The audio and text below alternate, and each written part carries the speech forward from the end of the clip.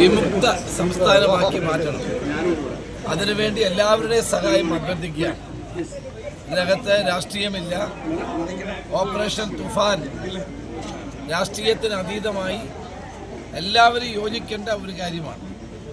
അപ്പോൾ അതുകൊണ്ട് കേരളം ഒറ്റക്കെട്ടായി ഈ മയക്കുമരുന്ന് വിരുദ്ധ പ്രവർത്തനങ്ങളിൽ ഏർപ്പെടും.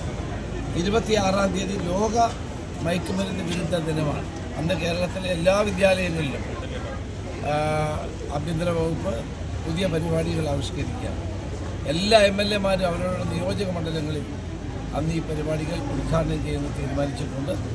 അപ്പോൾ 26-ാം തീയതി വലിയ പരിപാടികൾ, ബോധവൽക്കരണ പരിപാടികൾ കൂടി ആരംഭിക്കുകയാണ്. അതിനോടൊപ്പം തന്നെ ഈ മയക്കുമരുന്ന് ഉപയോഗിക്കുന്നവർ, ഇത് വിൽക്കുന്നവർ തുടങ്ങിയിട്ടുള്ള ആളുകളെ നിർബന്ധമായും പോലീസ് നിയമത്തിൻ്റെ മുമ്പിൽ കൊണ്ടുവരും. അങ്ങനെ കച്ചവടം ചെയ്യുന്ന ആളുകളൊക്കെ ദയവായി അത് കച്ചവടം ഉപേക്ഷിക്കണം. നിരോധിത പുകയില ഉൽപ്പന്നങ്ങൾ ലക്ഷക്കണക്കിന് രൂപയുടേതാണ് ഇപ്പോൾ പിടിച്ചുകൊണ്ടിരിക്കുന്നത്. ഇതെല്ലാം നമ്മുടെ ഭാവി തലമുറയെ തകർക്കാനുള്ളതാണ്. അത് അവസാനിപ്പിക്കണം. അതിനുവേണ്ടി എല്ലാവരും ഒരുമിച്ച് നിൽക്കണം.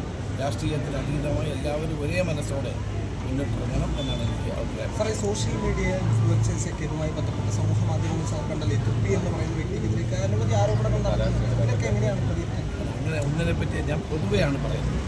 പൊതുവെ നമ്മുടെ സംസ്ഥാനത്ത് പല ആളുകളും ഇപ്പോൾ ഇത് ഉപേക്ഷിച്ച് വരുന്നുണ്ട്. ധാരാളം ആളുകൾ ഇത് ഉപേക്ഷിച്ച് വരുന്നുണ്ട്. അവരുടെ പേര് ഞാൻ വെളിപ്പെടുത്തില്ല, ശരിയല്ല. നമ്മുടെ ഈ ബോധവൽക്കരണ പ്രക്രിയയിലൂടെ തന്നെ ധാരാളം ആളുകൾ അത് ഉപേക്ഷിക്കുകയും നമ്മുടെ ഈ ക്യാമ്പയിനിൽ പങ്കാളികളാവുകയും ചെയ്യുന്നു. പ്രത്യേകിച്ച് നമ്മുടെ അമ്മമാരും സഹോദരിമാരുമാണ് ഏറ്റവും വിഷമിക്കുന്നത്.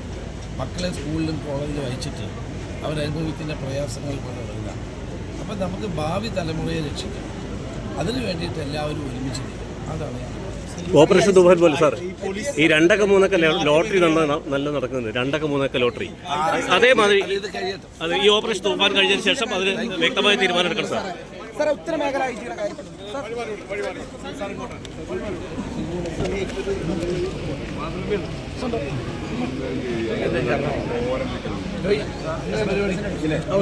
ശരി.